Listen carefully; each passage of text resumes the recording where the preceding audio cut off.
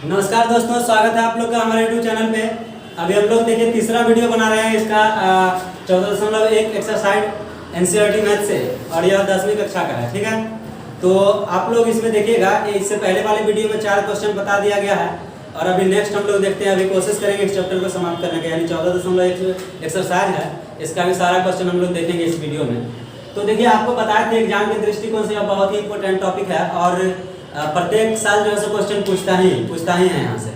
तो आपको फार्मूला में सारा चीज़ बता दिया गया है, ऑब्जेक्टिव टाइप सवाल कैसे बनाया जाता है, और सब्जेक्टिव के लिए भी अभी सॉल्यूशन बता रहे हैं। और देखिए, इसमें हम लोग मुख्य रूप से अभी माध्य, माध्यिका और बहुलक ये तीनों पढ़ना है। लेकिन पहला चैप्टर आपको जो दिया गया है इसमें 14.1 एनसीईआरटी मैथ में, इसमें केवल माध्य पढ़ना है, और 14.2 में बहुलक और माध्य दोनों का कॉम्बिनेशन पढ़ना है, और 14.3 जो है उसमें माध्य, माध्यिका और बहुलक तीनों पढ़ना है। ठीक है, तो अभी हम लोग 14.1 ही पढ़ रहे हैं, यानी कि इस चैप्टर में केवल हमको माध्य पढ़ना है। ठीक है, माध्य के लिए आपको बताया था कि 3 विधि होता है। देखिए, कोई सवाल में पूछ दिया जाता है कि आपने माध्य निकालने के लिए किस विधि का प्रयोग किया। देखिए, आपसे ये नहीं कहा जा रहा है कि 3 विधि है, तो कोई स्पेशल विधि का नाम नहीं दिया गया है कि आपको इस विधि से ही निकालना है। आपसे पूछा जा रहा है कि आपने किस विधि का प्रयोग किया, तो हम लोग प्रत्यक्ष विधि से मात्र एक विधि से सॉल्यूशन कर रहे हैं। ठीक है ना, तो आप लिख सकते हैं नीचे में कि हमने प्रत्यक्ष विधि का प्रयोग किया है, कोई दिक्कत नहीं उससे। और आप देखिए, जो आपको सीखना है, आप एक टाइप से अगर सवाल को बनाते हैं तो आपको प्रैक्टिस करने में भी आसान होगा। ऐसे 1-2 सवाल दोनों मेथड और जो बचा हुआ उससे भी बता देंगे, ताकि आप लोग को दिक्कत ना हो। फिलहाल अभी हम लोग देख लेते हैं क्वेश्चन। देखिए, अभी जो हमारे पास दिया गया 5वां नंबर सवाल है कि कुछ आम की संख्या दे दिया गया है और बगल में पेटियों की संख्या। जैसा कि आप देखेंगे क्वेश्चन नंबर 5वां नंबर जो क्वेश्चन दिया गया है, इसमें आपको आमों की संख्या है और इधर पेटियों की संख्या होगा, जिसको हम लोग बारंबारता बोलते हैं। ठीक है ना, तो इसमें देखिए कि हम यहाँ पे पेटियों की संख्या अभी नहीं लिखे हैं। ठीक है, क्यों नहीं लिखे हैं तो आप समझिएगा कि जो हम लोग का बारंबारता जो स्टार्ट होता था, जैसे कि 50 से 52 है, तो 52 से 55 और 55 से 58 या 59 ऐसे चलना चाहिए। यानी कि जहाँ से खत्म होता है वहीं से शुरू होना चाहिए था। बात समझ रहे हैं कि नहीं। लेकिन यहाँ पे देखिएगा, ये एक पहला सवाल है इस चैप्टर का भी, जो कि ये देखिएगा जहाँ खत्म होता है वहाँ से स्टार्ट नहीं हो रहा। यानी कि 50 से 52 है, तो यहाँ 53 से 55 स्टार्ट हो रहा है। यानी कि फिर देखिए 55 है, तो यहाँ 55 से नहीं स्टार्ट होकर के 56 से 58 है। बात समझ रहे हैं कि नहीं। तो इसको पहले हम लोग क्या करते हैं कि इसका अंतर जो है इसको पहले बराबर कर लेते हैं। आप एक काम यहाँ पे देख लीजिए कि जैसे कि इसमें कितना का अंतर चल रहा है, 50 से 52 से यहाँ 53 से 55, यानी कि 52 और 53 के बीच में एक है नहीं।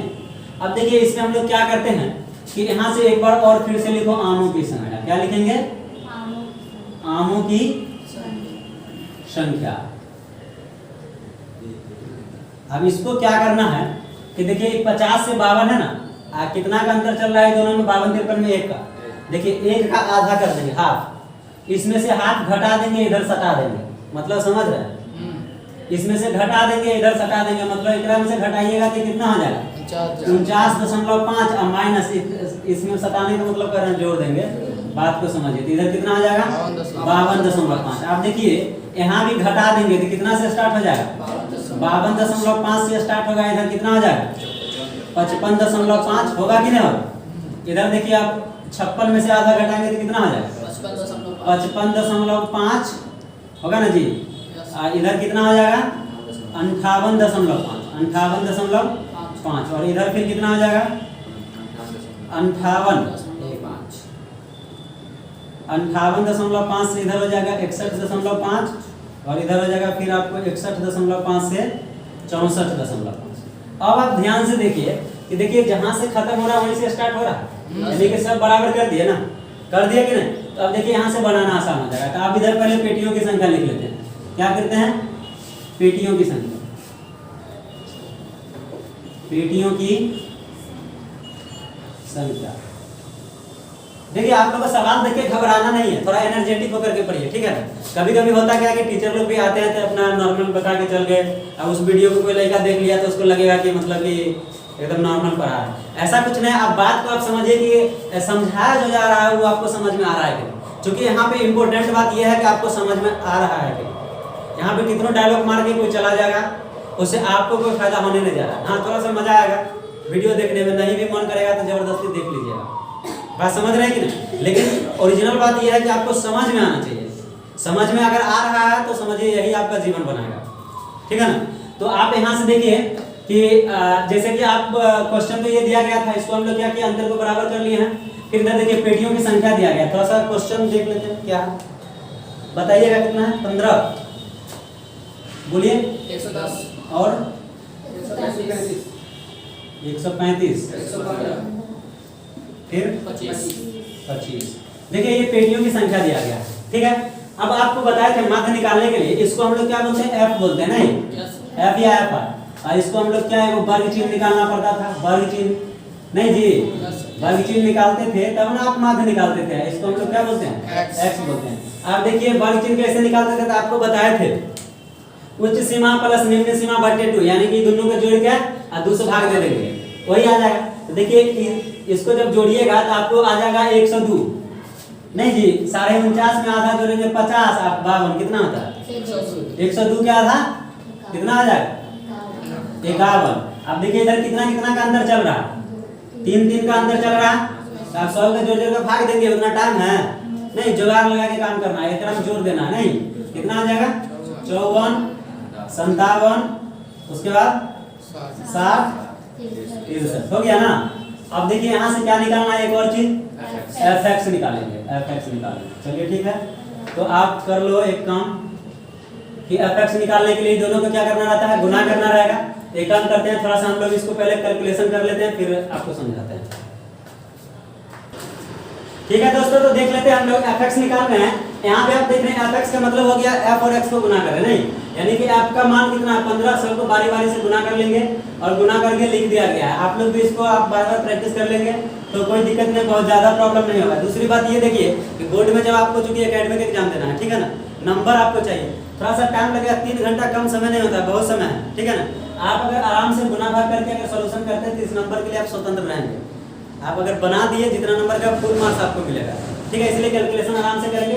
और दूसरी बात है कि अगर आप मैथ के स्टूडेंट हैं तो आपका कैलकुलेशन बहुत बेहतर होना भी चाहिए, ठीक है ना, जोड़ घटाव से डरिए मत। तो चलिए हम लोग देख लेते हैं, सारा कैलकुलेशन करके लिख दिया गया है। और इसके बाद देखिए जब सबको जोड़ेंगे, सिग्मा का मतलब आपको क्या पता है, जोड़ होता है नहीं, समेशन, और इसको सारा का सिग्मा fx है, यानी कि सबको जोड़ करके कितना आ गया 22,875, और यहाँ पे सबको ऐड किया तो कितना आ गया, सिग्मा f का वैल्यू 400 आ गया, नहीं। तो हम लोग को माध्य ना निकालना था। देखिए यहाँ पे लिख देंगे माध्य बराबर, क्या लिखेंगे, माध्य बराबर क्या होता है फॉर्मूला, सिग्मा fx बटे सिग्मा f। कोई दिक्कत नहीं ना हो रहा है किसी को। चलिए आप यहाँ पे देख लेते हैं, आपको आ जाएगा वैल्यू कितना 22,875 बटे 400। आप लोग देखिए हमारे पास जगह नहीं इसलिए बराबर करके लिख रहे हैं, आप लोग नीचे नीचे लिखेंगे, ठीक है ना। बराबर आपको आ जाएगा 57, इसको जब कैलकुलेशन करेंगे तो 57.19 लगभग यही आपका आंसर हो जाएगा, ठीक है, 57.19 जो भी है, थोड़ा सा मतलब कि वो अगर 18 भी है तो आपको टेंशन नहीं लेना है, और आपका राइट आंसर यही होगा 57.19, ठीक है। तो ये हम लोग को क्या निकालना था, माध्य निकालना था। देखिए इस सवाल में शायद ये भी पूछा जा रहा है, इसके लिए आप किस विधि का प्रयोग करते हैं, नहीं माध्य ज्ञात करने के लिए किस विधि का प्रयोग करते हैं। देखिए हम लोग स्वतंत्र है, जैसे कि आपको अगर बोला गया किस विधि का प्रयोग करते हैं तो लिख देंगे कि हम लोग प्रत्यक्ष विधि का प्रयोग किया है। किसका किया है, प्रत्यक्ष विधि का प्रयोग किया, क्योंकि प्रत्यक्ष विधि में ही हम लोग ऐसे बनाते हैं। उसका देखिए आपका विचलन विधि है, शॉर्टकट मेथड है, तो हम लोग जिसका इस्तेमाल किया वही लिख देना। कोई दिक्कत समझ में आ रहा है ना सबको, कोई प्रॉब्लम नहीं ना है। ठीक, हम लोग अगला क्वेश्चन देखते हैं इसके बाद। चलिए हम लोग देखते हैं, क्वेश्चन नंबर 6 आ गया। देखिए इसमें क्वेश्चन जो दिया गया है, इसमें एक परिवार है, मतलब किसी मोहल्ला में 25 परिवार का दैनिक व्यय यानी कि दैनिक खर्चा जो होता है वो आपको दे दिया गया है। एक परिवार का मतलब 25 परिवार का, कितना परिवार का दिया गया है, 25 परिवार का दिया गया है। यहाँ से नहीं दिखता है स्पष्ट, क्या यहाँ से दिख रहा है ना, दिख रहा है। चलिए ठीक है, तो हम लोग यहाँ से देख लेते हैं कि परिवारों की संख्या, और इधर देखिए दैनिक व्यय दिया गया। सवाल को समझिए कि टोटल इसमें है कि किसी मोहल्ले में 25 परिवारों का दैनिक व्यय जो है दे दिया गया। कैसे दिया गया है, तो देखिए टोटल कितना है 25 परिवार, लेकिन जो उसमें से 4 परिवार जो है उसका जो खर्चा है 100 से 150 के बीच, 5 परिवार है उसका 150 से 200 के बीच में, 12 परिवार ऐसा है जिसको 200 से 250 के बीच में, 100 परिवार का अलग अलग होता है खर्चा। तो इस तरह से देखिए अंतिम में देखिए 2 परिवार ऐसा है जिसका 300 से 350 के बीच में। तो कहता है कि आप बताइए माध्य मतलब आपको ज्ञात करना है, इसमें भी क्या करना है, माध्य ज्ञात करना है। देखिए इधर सवाल में बोल रहा है कि एक उपयुक्त विधि का प्रयोग करते हुए भोजन पर हुआ व्यय का माध्य ज्ञात कीजिए, यानी भोजन पे जो रुपया आप खर्चा किए हैं उसका आपको माध्य ज्ञात करना है, समांतर माध्य। बात समझ रहे हैं कि नहीं? तो देखिए आपको बार बार कह रहे हैं कि हमको माध्य ही निकालना है, तो अब तो आपको समझ में आ जाना चाहिए हमको करना क्या क्या है। माध्य निकालने के लिए वही हो गया कि आपको अब क्या निकालना पड़ेगा, पहले वर्ग चिन्ह। क्या निकालना पड़ेगा? वर्ग चिन्ह या माध्य बिंदु। बात समझ में आ रहा होगा नहीं? अब देखिए यहाँ से कैसे निकालेंगे, तो जोड़ दीजिए 100 और 150 को जोड़ेंगे कितना हो जाएगा? 250 का आधा होता है 125।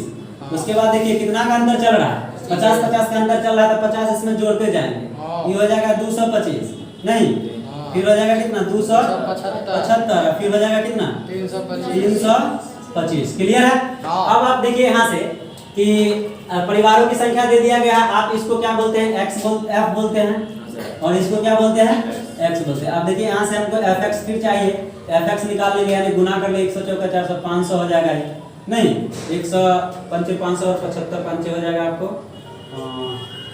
8075 875। कैलकुलेशन कर लेते हैं, ठीक है ना। चलिए तो हम लोग देखिए सब आपको fx का जो वैल्यू आ गया है सबके सामने देखिए गुना करके लिख दिया गया है, और आप इसको जब जोड़ेंगे पूरा ऐड करेंगे तो 5275 आ जाएगा। और ये क्या आ गया, तो सिग्मा fx, यानी देखिए fx जो है ना इसको सिग्मा यानी समेशन में बंद कर दिया, यानी कि सबको जोड़ दिए। बात समझ रहे हैं कि सबको जोड़ करके कितना आपके पास डाटा आया, 5275 आया। और इधर देखिए 25 मोहल्ला बोल ही दिया था, तो इसको जोड़ने का बात ही नहीं है, ऐड भी करेंगे तो इतना ही आएगा। तो सिग्मा का वैल्यू कितना आ जाएगा 25। अब देखिए हमको माध्य निकालना है, तो यहाँ पे क्या लिखेंगे, माध्य बराबर सिग्मा fx बटे सिग्मा f। अब देख लीजिए इसका वैल्यू आ जाएगा कितना, 5275 नहीं, 5275 और बट्टे आ जाएगा 25, काट लो हो जाएगा आपको 25 गुना 50, 25 से कम 25, 2 25 से कम 25, यानी कि 211। ये आपका क्या आ जाएगा, आंसर आ जाएगा नहीं। तो आपका क्या पूछ रहा था कि भोजन पर हुए मतलब कि माध्य व्यय ज्ञात करना है, तो कितना है माध्य व्यय, 211 रुपया नहीं। तो ये आपका आंसर आ गया, क्वेश्चन नंबर 6 था। देखिए इसमें भी कोई विशेष तो है नहीं, आपको जितना बार बार बताते जा रहे हैं सारा का सारा एक ही टाइप का है, ठीक है ना। तो समझ में आप लोग आ रहा है ना, दिक्कत नहीं ना। कैलकुलेशन है खाली, बस कैलकुलेशन थोड़ा सा आएगा इसमें। कैलकुलेशन अगर आप कर लेते हैं तो बहुत आसान है, वो भी एकदम नॉर्मल कैलकुलेशन है, ऐसा भी नहीं कि फ्रैक्शन वैल्यू आ रहा है बहुत ज़्यादा कि आपको थोड़ा घबराहट लगेगा, ऐसा कुछ नहीं। तो हम लोग फिर देखते हैं अगला सवाल, ठीक है। हम लोग देखते हैं अगला कितना, 7 नंबर सवाल है ना। 7 नंबर क्वेश्चन जो कह रहा है, एक बार देखिए सवाल पढ़ दे रहा है। सवाल आपके पास है कि वायु में सल्फर डाइऑक्साइड यानी SO2 की सांद्रता को ज्ञात करने के लिए एक नगर के 30 मोहल्ले से आंकड़े एकत्रित किए गए। मतलब वायु में जो SO2 की मात्रा है ना उसको ज्ञात करने के लिए किसी मोहल्ला से आंकड़ा को एकत्रित किया गया, जो कि एकत्रित करके यहाँ देखिए लिख भी दिया गया। कितना है, 30 मोहल्ला नहीं, 30 मोहल्लों से आंकड़े एकत्रित किए गए। आपको कहता है कि वायु में SO2 की सांद्रता की माध्य ज्ञात करना है, यानी कि SO2 की जो सांद्रता है इसका माध्य आपको बताना है कि क्या होगा। तो देखिए हम लोग को मुख्य रूप से आप यहाँ डाटा से भी आपको समझ में आ रहा होगा, समझ गए ना, डाटा से ही क्या है, SO2 की सांद्रता दे दिया गया है, इधर देखिए बारंबारता दिया गया है, इसको हम लोग क्या बोलते हैं, F। अब यहाँ से देख लीजिए कि इसमें जो दिया गया 0.00 से 0.04, 0.04 से 0.08, इस तरह से आपका बढ़ते जा रहा है नहीं। तो सबसे पहले तो हम लोग क्या करेंगे कि मध्य बिंदु निकालेंगे। क्या निकालेंगे, मध्य बिंदु नहीं, इसको क्या बोलते हैं, x बोलते हैं।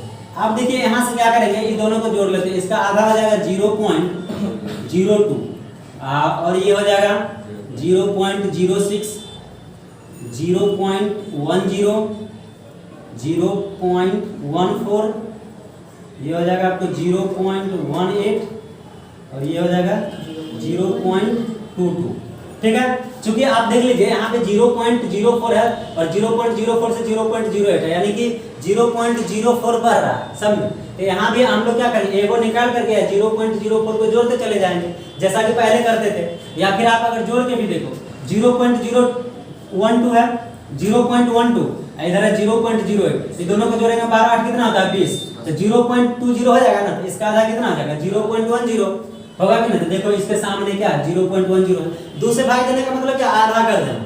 अब बात को समझिए, 2 से भाग देने का मतलब आधा कर देना। तो ये यहाँ से क्लियर हो गया। अब देखिए हमको क्या निकालना है, fx नहीं, क्या चाहिए, fx चाहिए। तो fx निकालने के लिए आपको फिर गुना करना पड़ेगा, तो ये हो जाएगा 0.08 और न 0.54, ये हो जाएगा 0.19, सॉरी 0.90 नहीं 10 9 90, और ये आ जाएगा 0.28, ये हो जाएगा 0.72, ये हो जाएगा 0.44, ठीक है।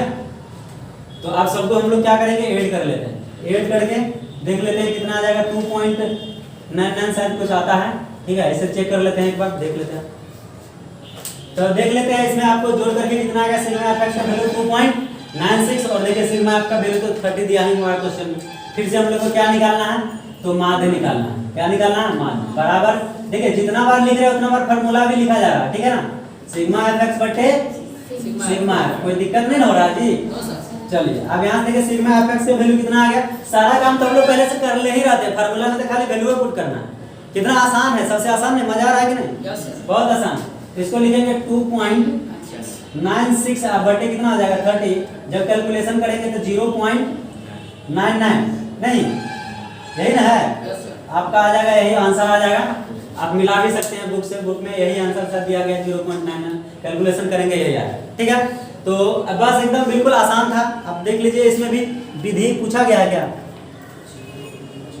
नहीं सिर्फ माध्य निकालना है, चलो ठीक है। तो चलिए आपका इसमें कोई प्रॉब्लम नहीं है, क्वेश्चन में कुछ पूछना है क्या, 0.099 आंसर 0.099 है, 0.099, चलो 2 अंक तक ही लेते हैं, ठीक है ना। कैलकुलेशन करेंगे तो आ जाएगा, तो देखिए दशमलव हटाएंगे सही में इतना ही आएगा, ठीक है ना। तो ये आपका आ गया आंसर, ठीक है। हम लोग अगला क्वेश्चन देखते हैं, किसी को कोई दिक्कत नहीं ना, और अगर कहीं पे प्रॉब्लम है समझने में तो पूछ सकते हैं। इधर देखिए फ्रैक्शन वैल्यू दिया गया है, लेकिन और एक और बात जान लीजिए, यह सवाल एक बार आ चुका है बोर्ड में, ठीक है। इसको VVI लगा लीजिएगा, थोड़ा सा देखने में भी लगता है अच्छा सवाल नहीं, तो इसको है आसान, खाली फ्रैक्शन वैल्यू है, ठीक है ना, लेकिन बहुत आसान क्वेश्चन है। देख रहे हैं कैलकुलेशन भी, जोड़ घटाव भी बहुत आसान है, खाली आपको देखने में लग रहा होगा कि थोड़ा हैवी क्वेश्चन है, और बोर्ड में आ गया है, इसलिए इसको आप प्रैक्टिस कीजिएगा अच्छा से। तो हम लोग फिर अगला क्वेश्चन देखते हैं, ठीक ना। चलिए हम लोग देख लेते हैं, इसका क्वेश्चन नंबर 8 है आज का, 8वां सवाल है, ठीक है। 8वां नंबर क्वेश्चन जो है, कुछ विद्यार्थी अपने विद्यालय में जो अनुपस्थित रहते हैं, जैसे हम लोग भी स्कूल वगैरह जाते हैं तो कभी कभी क्या होता है कि अनुपस्थित रहते हैं, लेकिन कोई कोई स्टूडेंट तो अनुपस्थित रहने में रिकॉर्ड तोड़ देता है, बराबर एब्सेंटे रहता है, नहीं। तो उसी तरह यहाँ सवाल में बोला गया है कि किसी कक्षा में अध्यापक ने पूरे सत्र के लिए सभी अपनी कक्षा के 40 विद्यार्थियों की अनुपस्थिति के लिए एक मतलब रिकॉर्ड दर्ज किया है। देखिए यही रिकॉर्ड दर्ज किया गया है, जितना बच्चा अपसेंट कर रहा है, यानी कि 11 को छात्र ऐसा है जो 0 से 6 के बीच में अपसेंट कर रहा है, 10 को छात्र ऐसा है जो 10 के बीच में अपसेंट कर रहा है। लेकिन यहाँ पे लिखा हुआ है दिनों की संख्या नहीं, मतलब कि इतना से इतना दिन के बीच में ही अपसेंट किया है, वो ऐसा कितना लड़का है, 10 गो लड़का है, 10 गो ऐसा लड़का है जो 6 से 10 दिन के बीच में अपसेंट किया है, नहीं, यानी कम से कम 6 दिन किया है, ज्यादा से ज्यादा 10 दिन। बात समझ में आ रहा है कि नहीं, रेंज है, तब ना इसको वर्ग अंतराल बोलते हैं। इधर देखिए विद्यार्थियों की क्या हो गया, संख्या, ये तो दिया ही हुआ। अब कहा था कि बताए प्रति स्टूडेंट जो है सो माध्य ज्ञात करना है, तो माध्य निकालने के लिए तो फिर हम लोग वही बात बोले थे, टोटल इसमें कितना छात्र है 40, इसको हम लोग सिग्मा एफ का वैल्यू 40 लिख दिए पहले से, कोई दिक्कत। देखिए यहाँ से लिखते हैं वर्ग चिन्ह, क्या लिखेंगे, वर्ग चिन्ह। तो वर्ग चिन्ह आप देख लीजिए क्या है कि आप इसको ऐड कर लेंगे, नहीं तो क्या हो जाएगा 3 सबको जोड़ जोड़ के 16 के आधा 8, इधर हो जाएगा कितना 12। क्योंकि देखिए इस सब का अंतराल जो है अलग अलग है, इसीलिए आप जोड़ करके ही लिखो, ज़्यादा बेहतर है। हो जाएगा कितना 34, 17, 28, 20, 48 हो जाएगा कितना 24, और फिर ये हो जाएगा 30, 20, 50, 66 का आधा 33, और ये हो जाएगा आपको 39, ठीक है। तो देख लीजिए आप ये सब 40 और 38 को जोड़ेगा कितना होता है 78 होता है, और 78 का आधा कितना 39, आधा कहिए या 2 से भाग कहिए, बात समझ रहे ना, एक ही बात है। अब देखिए इसको हम लोग क्या बोलते हैं, x बोलते हैं, और हमको निकालना क्या होता है भाई, fx। इसलिए निकालना होता है क्योंकि माध्य बराबर फार्मूला था सिग्मा fx बट्टा सिग्मा f, तो fx निकालेंगे तब ना वहां पे वैल्यू पुट करेंगे। नहीं आ रहा समझ में, आ रहा है ना। तो देखिए इसको क्या करेंगे, आप गुना कर लीजिए fx को, तो 11 दिया 33 हो जाएगा, 8 दाएं 80 हो जाएगा, 12 सते 84 हो जाएगा, 17 चौका 68 हो जाएगा, पहाड़ा है 24 चौका 96, 33 दिया 99, और 39 से कम 39, ठीक है। देखिए इस सब को जब जोड़ेंगे तो इसको पहले तो सिग्मा fx लिखिए, नहीं, और सबको जोड़ेंगे तो 499 आता है नहीं। तो अब हम लोग क्या करेंगे, माध्य निकालना है तो लिखेंगे सीधा माध्य बराबर क्या हो जाएगा, सिग्मा एफ एक्स बटे सिग्मा एफ। अब देख लीजिए 499 अब बट्टे हो जाएगा कितना 40। इसको कैलकुलेशन कर लीजिए, आपका आ जाएगा 12.40 से कम 40 और 40 गुना 80 19 190 4 चौका 16 4 5 20 12.48 कुछ का ऐसे कर दिया है क्या 38। चलो यही आपका क्या हो जाएगा आंसर हो जाएगा। आप अपने बुक से भी मिला लीजिए। अब यहाँ से तो देखिए पूछना क्या है, इसमें से आप भाग दे लीजिए, भाग देंगे तो वैल्यू आएगा वही आंसर होगा, यानी 12 समथिंग। ठीक है, तो यही आपका आंसर होगा, जैसा बुक में मिला है नहीं कुछ लोग उतना ही आ रहा है। तो चलिए ठीक है, इसमें भी बहुत ज्यादा कुछ नहीं समझाने का, सारा सवाल तो एक ही टाइप का है, तो क्या बताएं, बदल बदल के रहता, थोड़ा हमको भी मजा आता है कुछ हाथ पांव चलाने का, एक ही टाइप है नहीं। तो फिर हम लोग अगला क्वेश्चन इसमें देख लेते हैं। चलिए आप देखिए, अभी 14.1 एक्सरसाइज का अंतिम सवाल है। ठीक है, बढ़िया से समझिएगा, ये भी सवाल आ सकता है एग्जाम में, थोड़ा अच्छा सवाल दिया गया है, एकदम छोटका सवाल है, 2 नंबर 3 नंबर का सवाल पूछेगा, कुछ नहीं करना है, एकदम आसान तरीका।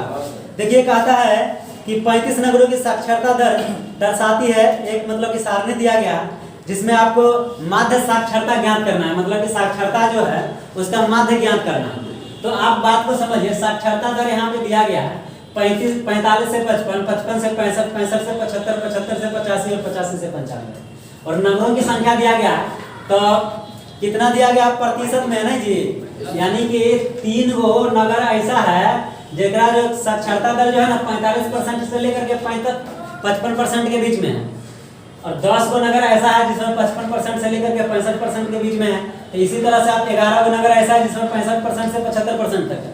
तो इस तरह से आप समझ सकते हैं सबको, यानी कि इधर नगरों की संख्या दे दिया गया, इधर साक्षरता दर दे दिया, और ये किस में दिया गया भाई प्रतिशत में। आपको ज्यादा समझना है तो लिख भी सकते हैं, करना तो हमको वही काम है, वर्ग चिन्ह निकाले नहीं, वर्ग चिन्ह। जैसे कि नहीं रहता है कि खाना वगैरह बनाना है तो डेली आप सांझ का रोटी सब्जी तो पकाना ही पड़ेगा, अरे खाने के लिए कुछ ना कुछ करना रहता है। अब यहाँ माध्य ही निकालना है तो काम उतना न करना पड़ेगा, बात समझ रहे हैं कि नहीं। अब सब्जी पकाना है तो सब्जी के लिए उतना ही मटेरियल चाहिए, उतना ही काम करना है, बात समझ में आ रहा है कि नहीं। तो देखिए यहाँ पे कोई भी, देखिए कहने का मतलब है कि कोई भी चीज जब हम लोग काम करते हैं तो उसका एक प्रोसेस होता है, कोई भी काम करते हैं, पढ़ाई के अलावा की बात करते हैं, उसी तरह यहाँ भी रूल है। आप माध्य निकालना है तो जो प्रोसेस है, फार्मूला है, तो उसके लिए आपको डाटा चाहिए, तैयार करना पड़ेगा, और जैसे ही डाटा तैयार हो जाएगा तो निकाल देगा। तो चलिए इसको कैसे करते हैं, एक में से देखिए 45 और 5 50 और 50, 100 का आधा कितना हो जाएगा 50। और देखिए 10 का अंतर है ना जी, ये हो जाएगा 60 70 80 90 100 हो गया ना। तुम लोग बड़ा आसान है तो बड़ी बोलता है, शांत रहो। सबको जोड़ लेते हैं, 0 उसका 9 17 7 24 38 और 5 35 का 5 नहीं 350 हो गया ना सर। 300 नहीं 450 सर हाँ एफएक्स निकालना। अच्छा हाँ, यहाँ पे एड थोड़ी होगा। अच्छा देखिए मिस्टेक कर गए कहीं, हम भी आप लोग की तरह सुपर फास्ट चेन्नई एक्सप्रेस बन जाए। ये एफ है, ये क्या है एक्स है, एक्स से निकाल के इधर जोड़ रहे थे तो गलती न हो जाता नहीं, इधर उधर ध्यान नहीं पका दिया है। चलो देखो अब इधर क्या करेंगे, एफ एक्स निकालेंगे, क्या निकालेंगे एफ एक्स। समझ रहा टमाटर लाल की ना, ठीक पकौड़ी लाल की दोनों तो है, एगो टमाटर लाल एगो पकौड़ी लाल। देखो आराम खेलावन पीछे, इधर देखिए 50 दिया कितना हो जाएगा 150, 150 आई होता है 600, 50 24 74 बुझते हैं ना, 50 25 75 देखिए ये हो जाएगा 11 7 77। सर एक जीरो छूट गया, यहाँ पे एक जीरो छूट गया, कोई बात नहीं, 8 8 64 होता है ना जी, तो 64 लिख दो। भाई गलती कर रहे हैं क्या जी, एक सामने सामने लगता है नहीं लिखे हैं,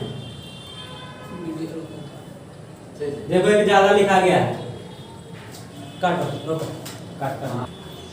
चलिए देख लेते हैं। तो यहाँ पे एक एक्स्ट्रा लिखा गया था, लिखते लिखते वो 10 के अंतराल में एगो 10 ज्यादा लिखा गया, ठीक है। तो यहाँ पे देख लेते हैं 8 8 14 640 ठीक है, और 9 3 27 मतलब 270 होता है, ठीक है ना, यहाँ किसी को बोलो नहीं कि ये 9 तिया 27 मतलब 270 का आएगा, मैं तो नहीं आता 90 तिया। आप देखिए इसको जोड़ लेंगे, जोड़ने के बाद कितना आ जाएगा, तो 0 0 0 के 0 होगा, 7 4 11 7 18 5 18 5 हो जाएगा 23, 24 कितना 24 यहाँ पे 24 30 हो गया ना। चलिए कोई बात नहीं, लड़का सब तेज है, पहले से जोड़ ले रहा है, आसान आसान सवाल देखते। तो देख लेते हैं, सिग्मा fx लिखेंगे नहीं जी, इधर कितना दिया गया है तो आप देख लो 35 नहीं 35, ये कितना आ गया सिग्मा एफ का वैल्यू ना। अब फिर माध्य निकालना है तो निकाल दो भाई, यहाँ पे माध्य बराबर सिग्मा fx हो गया सिग्मा fx बटे सिग्मा एफ। अब देख लेते हैं 2430 और बट्टे हो जाएगा 35, काट दो 69.40।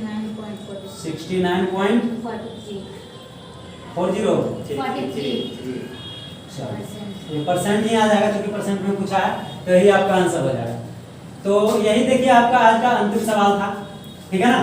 तो कुछ करना नहीं है, बस यही कैलकुलेशन है, कैलकुलेशन आप कीजिए और सॉल्यूशन लीजिए, ठीक है। तो इस तरह से आपका ये एक्सरसाइज खत्म हो गया 14.1। अब इसके बाद हम लोग अगला वीडियो में देखेंगे बहुलक और माध्य निकालने का, कैसे बहुलक निकाला जाता है, और वहाँ से बहुत मजा आएगा, इससे ज़्यादा मजा उसमें आएगा। यहाँ तो बहुत इजी क्वेश्चन है, वहाँ भी इजी रहता है, ऐसे ही पूरा चैप्टर ही इजी है, आसान है।